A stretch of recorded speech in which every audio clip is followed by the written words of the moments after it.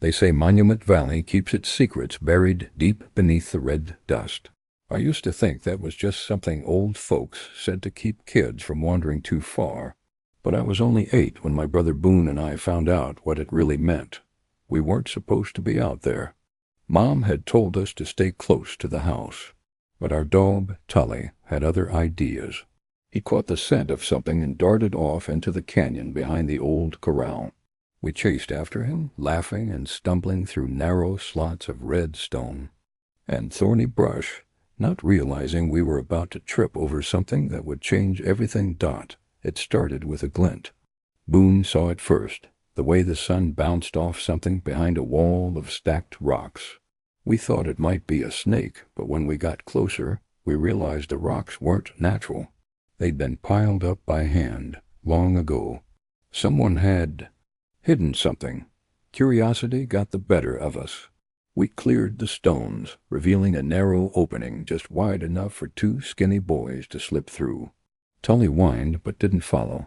I hesitated, but Boone was already crawling in, grinning back at me like it was all a game. Inside it smelled like dust and secrets. The air was cool and still, and our footsteps echoed strangely on the stone floor. Boone found an old lantern, and somehow, God knows how, it still had oil in it. We lit it, and that flickering light revealed something we couldn't understand at first. There were crates, canvas sacks, and a big rusted lockbox with papers spilling out of it. Maps, deeds, old letters, names we recognized, families in our community. Our mother's name, too, and land plots, lots of them, marked in red ink, labeled with numbers, signatures, and this part I'll never forget, a hand-drawn pipeline route that cut straight through our valley. Our valley, the one we were told was worthless, dusty, dry, no good for farming. That's what everyone said. But here, on this brittle paper, were records of mineral rights and water access. Contracts sealed decades ago, some never filed with the county. And gold. There was mention of it, hidden deep beneath the ridge. I looked at Boone, and he looked at me, and something passed between us. A knowing. This wasn't just some dusty cave of junk. This was proof of something bad. Something grown men had buried and lied about. We gathered up what we could fit in a satchel. Our hands were shaking. Boone found a deed with our grandfather's name on it, Whitmore, clear as day. But he died thinking he was just a tenant, not an owner. Why? Who had kept this from him? From all of us? That's when the lantern flickered, and we heard voices, not echoes, real voices. Footsteps, gravel crunching under boots. Men, right. Outside the entrance we'd cleared. Boone grabbed my arm. "Put it out," he whispered. I blew out the lantern, and we dropped into silence, heartbeats hammering, breath caught in our throats. And those voices gruff, angry, were talking about something we weren't supposed to hear. We'd come chasing after a dumb dog. Instead, we found a cave full of ghosts, and now the men who'd buried them were back. We stayed frozen in that dark cave, backs pressed against cold stone, holding our breath. Boone clutched the satchel like it was a lifeline. Outside, the men's voices grew clearer, echoing off the canyon walls and spilling through the narrow opening we'd just crawled through. At first, I couldn't make out much, just boots scraping rock, low grunts, something heavy being dragged. Then came words, names. "Eli says the documents ain't been moved," one of them muttered. "We dig 'em out today, burn 'em tonight, before the vote." "Better hope that Whitmore woman doesn't sniff around again," said another, his voice laced with venom. "She's been asking too many damn questions about that old well." My stomach dropped. Whitmore, our name, our mother. Boone gripped my wrist tight. He heard it too. "She ain't gonna be a problem," a third voice said, colder than the rest. "Eli's sending a notice tomorrow, claiming she's got unpaid taxes. Sheriff will be with him. Give her 48 hours or she's out." They all laughed. That kind of laugh that grown-ups make when they think they've already won. "Folks won't fight it," one of them added. "Not with Eli's name on the deed. Hell, he's the one writing half of 'em. Who's going to argue with the judge and the law in his pocket?" I felt something twist inside me, rage, confusion, fear, all tangled together. Eli Thompson wasn't just anybody. He was the man who married folks, settled disputes, even baptized us in the river when we were babies. He'd been at every town fair, every church picnic. We trusted him. Everyone did, and now we were hearing his real voice for the first time. Not the one from the pulpit, but the one soaked in lies. Boone leaned toward me. We got to get out, but the men were still there. One of them moved closer to the entrance. We could hear his breath, the scrape of his hand on the rock pile we'd shifted. Tully, bless his fool heart, let out a soft growl from somewhere. Behind them. What was that? Dog, someone said. Canyon mutt. Probably smelling rabbit. Their boots crunched away deeper into the canyon, but we didn't move. Not yet. We waited till their voices were faint echoes, carried off by the wind. Boone lit the lantern again, just long enough for us to double-check the satchel. We had the maps, the deeds, the letters, enough maybe to prove what was going on. But we also knew something else now. They weren't just stealing land. They were targeting our mother, Mercy Whitmore, the strongest woman we knew, and she had no idea she was walking into a trap. I felt tears sting my eyes, not from fear, but fury. I'd never hated anyone before, but hearing those men talk about her like she was just another problem to be erased, it did something to me. We gotta warn her, I whispered. Boone nodded. But how do we get past them? That's when we heard a cough, not from outside. From above us, we looked up, and there, crouched on a ledge near the cave ceiling, was a man. Older, lean, his hat pulled low, eyes like polished flint. We hadn't seen him before, hadn't heard him, but he was watching us. He held a finger to his lips. Then he beckoned. I didn't know who he was. I didn't care. All I knew was this stranger wasn't one of them, and right now he was our only way out. The man moved like a shadow, his boots never making a sound on the rock ledge. He gestured again, then climbed higher, disappearing through a crack in the cave wall we hadn't noticed.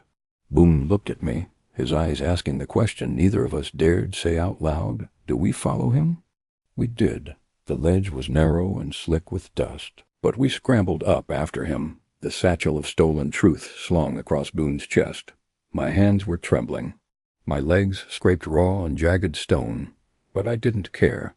All that mattered was getting out and keeping those documents safe. At the top, the stranger waited beside a gap in the rock, just wide enough for a body to squeeze through.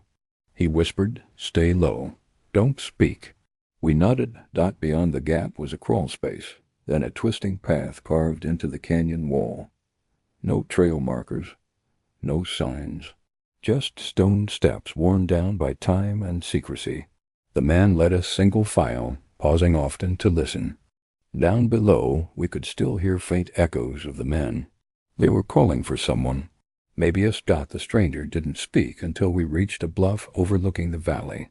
The sun was starting to dip, casting everything in that orange glow. That makes even danger look beautiful.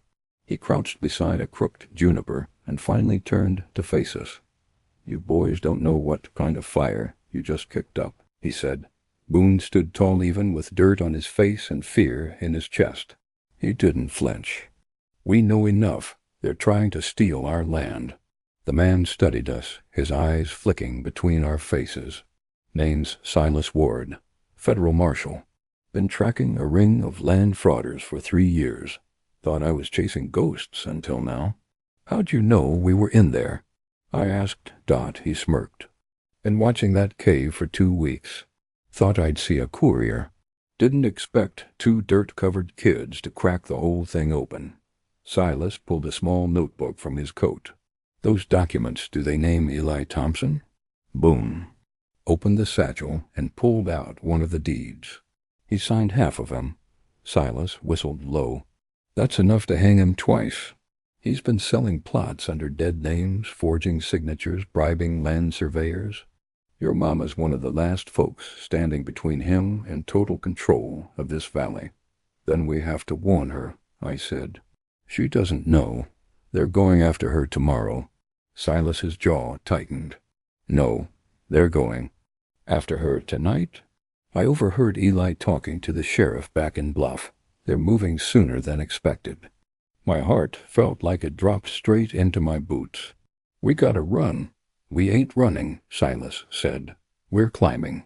There's a switchback trail over the next ridge. Cut straight to your homestead, but it's rough terrain. He knelt to Boone's level. You boys got grit. But grit don't stop bullets. You do exactly as I say. You hear? We nodded Dot for the next hour. We followed Silas across rock faces and goat paths that felt like they were made for ghosts, not people.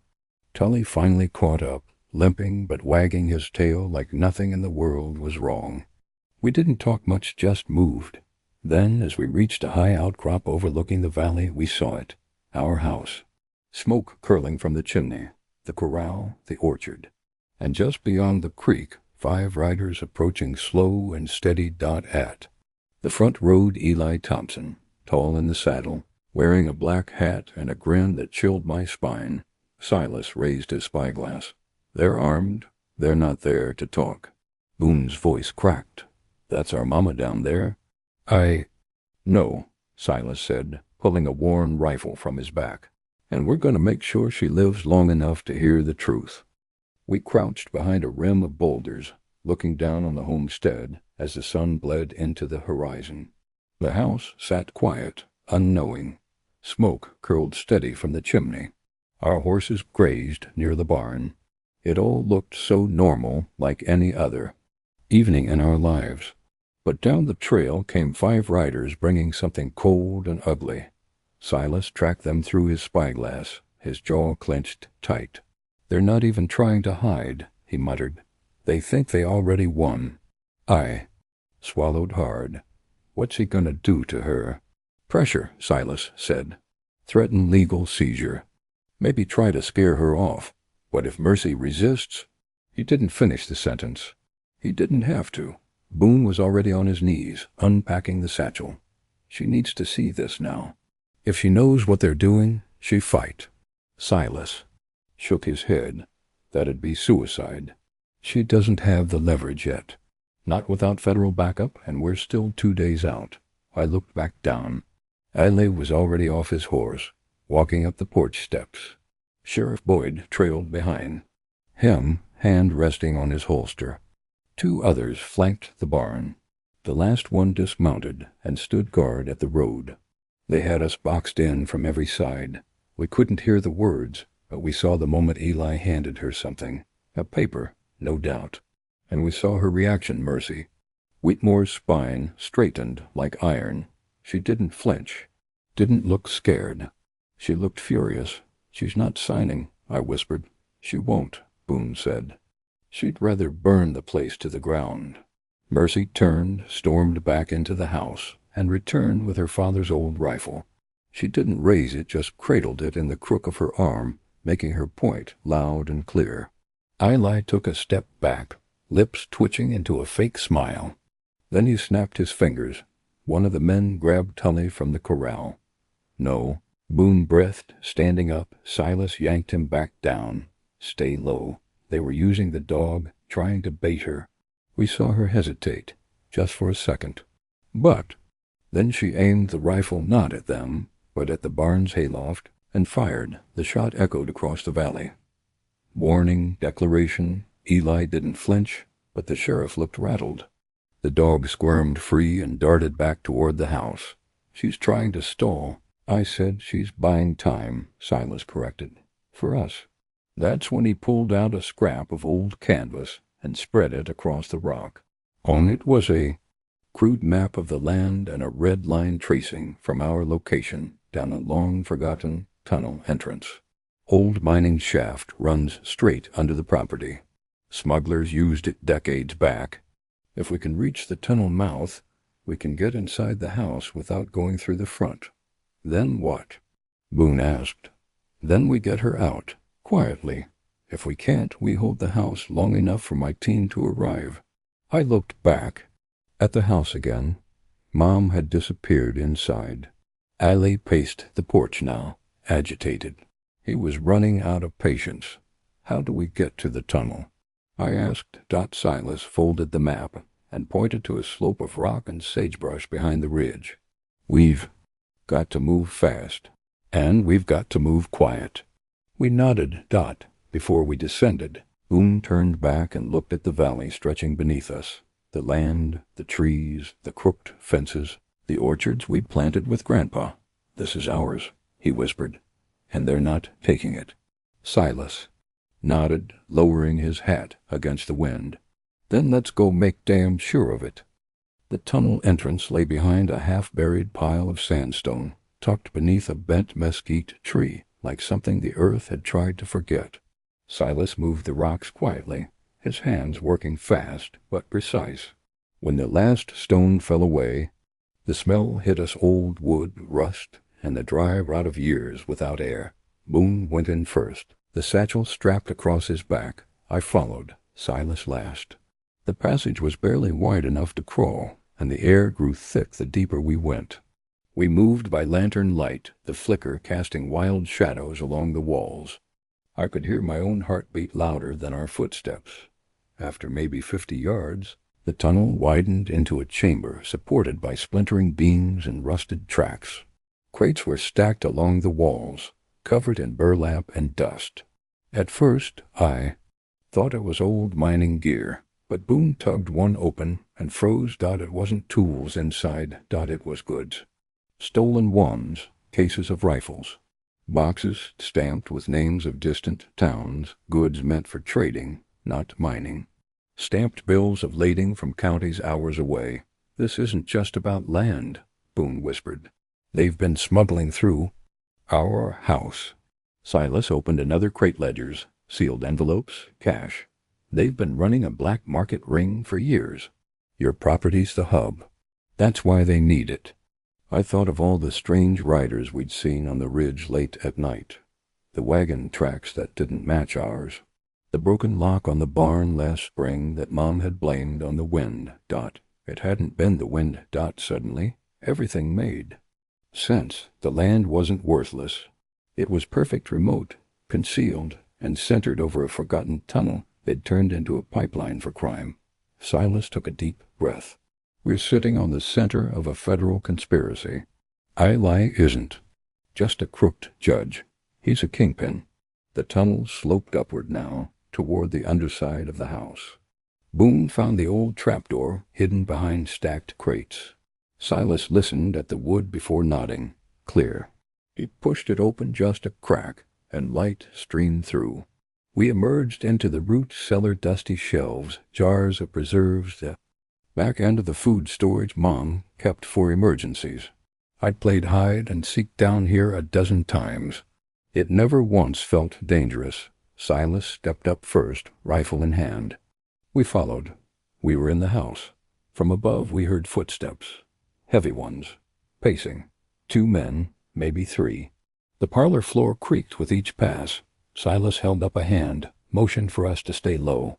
Then he vanished up the cellar stairs. Boone and I waited in the dark, hands clenched, ears straining. Minutes passed. Then 3 soft knocks. The signal. We crept up and peeked around the doorway. There, crouched behind the staircase, was Mom. Her eyes went wide the moment she saw us. She nearly cried out, but stopped herself, one hand clamped over her mouth. She ran to us, threw her arms around us both. "Mercy," Silas said, his voice low but urgent. "We don't have time. They're using you to draw the boys out." "I figured," she whispered. "They've been watching me since this morning. Ali's waiting for any excuse to break that door down." "We found everything," Boone said. "The deeds, the maps, the tunnel, the stolen stuff. It's all there." Mom looked between us. "You boys went through that cave alone?" "Not alone," I said, nodding toward Silas. "We had help." She looked at Silas, something unspoken passing between them. Maybe it was trust. Maybe it was something deeper. Suddenly, the front door rattled. "Mercy," Eli's voice boomed. "Last warning." Silas motioned for us to move. "Get to the attic. There's a crawl space above the rafters. Stay hidden. But what? About you? I asked. I'll hold the house, he said, loading his rifle. And signal the cavalry. Cavalry? Boone asked. Silas grinned. Sunlight and mirrors. Old scout trick. We didn't argue. Boone and I pulled Mom toward the attic stairs just as Silas slid into the shadows. From outside we heard horses shifting. More voices. More boots. It wasn't just a raid anymore. It was a siege. We crouched in the attic, the three of us packed tight between wooden beams and cedar planks. I could feel Mom's breath on my neck, fast and shallow. Boone peered through a tiny knothole in the wall, eyes locked on the yard below. They've spread out, he whispered. 2 at the front, 1 behind the barn, 1 on the south slope, and Eli still on the porch. I could hear them 2 boots and gravel, the sharp clink of spurs, the faint whinny of restless horses. The house creaked with every breeze, like it was holding its breath. Downstairs, Silas hadn't said a word since we slipped into hiding, but I could picture him, calm as ever, crouched by the window with his rifle and that same sharp look he wore when we first saw him above the cave.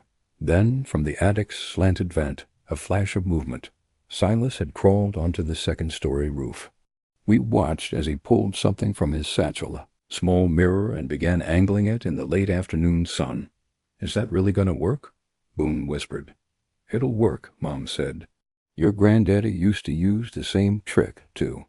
Call for help when he was cornered by rustlers. The sunlight bounced and blinked like a firefly. Quick, deliberate pulses. 3 long, 2 short. Then again. Then again. Somewhere beyond the ridge, we hoped, prayed, a pair of federal eyes was watching, but we didn't have time to wait. Voices erupted below. Eli. We've waited long enough. Break it down. Mom sucked in a breath. I could feel the terror rolling off her like heat. Not for herself, she would have stood on that porch and fought, but for us.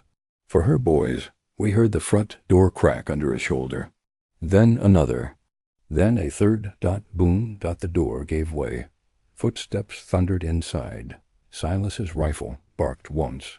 Then again. Screams, shouting, cursing. Then silence. Another shot. This one from outside. A warning. Or a signal. Mom grabbed my arm. If they storm this house, you and Boone run through that tunnel. Don't stop. Don't turn back. You get those papers to someone who can use them. No, I said. We're not leaving you. But she wasn't hearing it. Her eyes were fire and steel. Boone looked back through the knothole. His voice was almost a gasp. They've got a gun to Tully again. No, not Tully. My blood turned to ice. Eli's voice rang out from below. You come out now, Mercy, or... The next thing that dog hears is the crack of a bullet. I felt Mom tense. Her hand reached for the attic hatch. But before she could move, another figure emerged from the tree line. Men on horseback. Not just 2 or 3 dozens. Uniforms. Federal. Marshals. Silas's signal had worked. From the attic we watched panic ripple through Eli's men like wildfire. The one holding Tully dropped his arm. Another sprinted for a horse. Shots fired. One man dove into the creek. Another tried to ride off and was tackled clean off his saddle by a marshal swinging a rifle. And Eli? Eli didn't run. He didn't scream. He walked calmly onto the porch, dragging something with him. Mom. They single quotes. Caught her when she went downstairs. He held her in front of him, pistol pressed against her head. Silas stepped out of the house, rifle raised. The marshals halted. Everything paused. You got no play left, Eli. Silas shouted. Put her down. Eli laughed. You think I care about plays? You think I didn't plan for this? You kill me, I take her with me. You take me alive, I'll be out in a month. The standoff stretched like a taut wire, 1 second. From snapping. That's when Boone shoved the satchel into my arms. Stay here. What are you? But he was already gone. Sliding down the attic hatch, through the cellar, back into the tunnel. He was going to the marshals. He was going to deliver the documents, the evidence, the truth. Alone, I wanted to follow. But Mom's voice, cold, low, full of command, stopped. Me, trust your brother. So I did, and I prayed the world would believe two boys more than it ever believed the lies of a man like Eli Thompson. The air was thick with silence, the kind that follows a shot that hasn't been fired yet. I stayed frozen in the attic, heart pounding, eyes fixed through the cracks in the wall. Down below, Eli stood on the porch with his arm wrapped tight around Mom's neck, pistol pressed to her temple. She didn't struggle. She didn't cry. She stared straight ahead, her jaw set, like she was daring the devil to pull the trigger. Silas held his rifle steady from the bottom of the steps, surrounded by federal marshals waiting for a clean shot. But Eli knew what he was doing. He kept. Mom close, his body behind hers, always moving, always shifting. Then movement by the creek. Boom. I saw him emerge from the tunnel brush, stumbling slightly, the leather satchel still strapped across his back. He looked too small out there in that big field, too young. But he didn't slow down. He ran straight toward the marshals, holding the satchel out like it was the Ark of the Covenant. A marshal met him halfway, snatched the bag, opened it, and started pulling out the contents, maps, deeds, letters. He held one up to the light, face hardening as he read. Then he shouted to the others, "This is it. This is the whole case." Like a switch had been thrown, the marshals came alive. They spread out, flanking the house, cutting off every escape. Silas didn't blink. "Eli, it's over. We've got the evidence. You're finished." Eli's face changed, not fear, not anger. Something worse, desperation. He jammed the pistol tighter against Mom's temple. "One more step, and I'll end her right here." But his hand, it was shaking. Mom turned slightly toward him, calm, steady. "You already lost, Eli," she said, her voice clear enough for all to hear. "The boys beat you. The land's not yours. It never was." I don't know what broke in him right then. Pride, maybe.